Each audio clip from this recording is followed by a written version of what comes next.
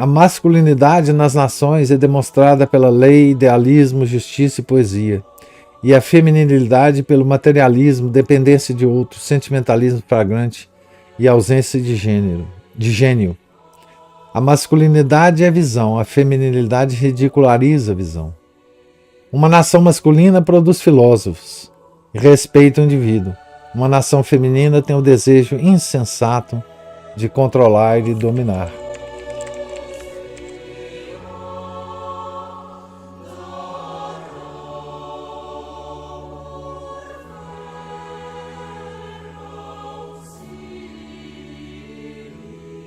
A gente só pode dar essa nota e sugerir aos pais que parem já com isso.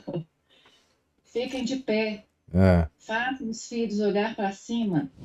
Essa desordem, ela é protestante. Nós vimos lá no Romano Amério. A primeira coisa que o Martinho Lutero destruiu foi a autoridade. Ele começou com a autoridade do Papa, da Igreja, da livre consciência, a destruição da autoridade. E a autoridade, ela é o cerne da nossa santa religião. Não é? É Deus, a Igreja, o Papa, o sacerdote, o pai de família. O pai de família é a autoridade de Deus no mundo secular, né? No mundo. Então, assim, quando você se agacha e se rebaixa para o seu filho, você está dizendo que Deus está às ordens. Essa santa da misericórdia aí, que fala, Deus falou comigo, não, muito obrigada por você me amar. Parem já com isso. Mas se comportem, mantenham, assim, eretos. O mundo vai te odiar, vai falar que você é um macho opressor, é capaz até da sua esposa fazer a mesma coisa. Mas o tempo, professor, quando a gente está na oração e quando a gente pede a Deus, quando a gente aceita essas intempéries da vida, o tempo às vezes confirma isso. Por bondade de Deus, confirma que a gente fez o que é certo, que a gente fez o que devia, não é? Senão o tempo atual, o tempo futuro. É o tempo futuro, é o tempo futuro, né? Então, assim, parem já de se comportar como mães, os pais. Pai é pai, mãe é mãe. E as mulheres que tomem jeito, que se recolham mais e parem de achar que,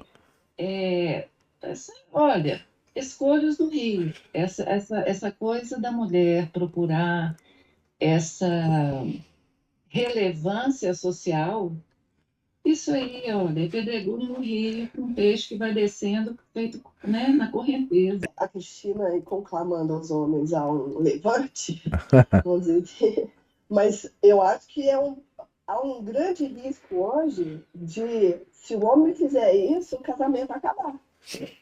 Porque a própria mulher vai se voltar contra ele. Fui eu que escrevi aí que o homem hoje é refém dessa sociedade feminina. Ele tem que se comportar bonitinho, senão ele vai ser excluído dela. Então fica difícil. Igual que ela disse, que ela falava algumas coisas e ela não tinha um respaldo. Que homem que tem respaldo para tomar uma atitude de homem hoje em dia? A não ser esses vida louca. E por isso que tem umas mocinhas hoje em dia, a gente vê aí, que estão tão... Os caras que fazem sucesso com elas são esses vida louca aí, marginalzinho. O carinha que vai para... O Márcio foi aluno aqui, que ele ficou sabendo, que contou para ele, que tinha menino que ia para a festinha, ele tinha forjado uma tornozeleira eletrônica. Entende? Por quê? Porque a tornozeleira eletrônica fazia com que ele tivesse sucesso.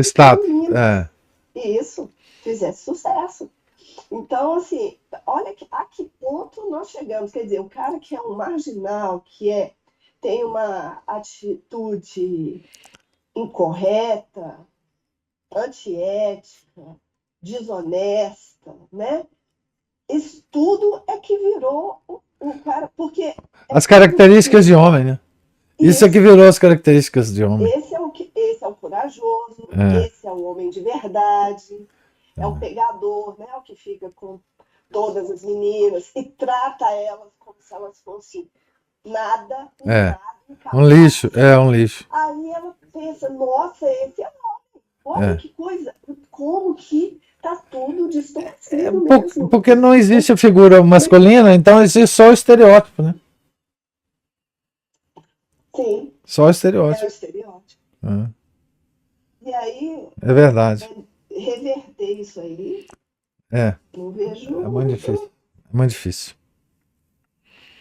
Porque, assim, é igual eu tô falando com o senhor. Às vezes, numa família que a gente conheça, e você vê que o homem, se ele levantar um pouco a voz, se ele for fazer valer mais a opinião dele, meu Deus, É, esse casamento não sobrevive, não. pois é, outro dia eu coloquei uma citação, até escrevi um tweet sobre isso, a citação de um livro que eu estou lendo, que eu estava lendo, né? A história de São Lucas, sobre a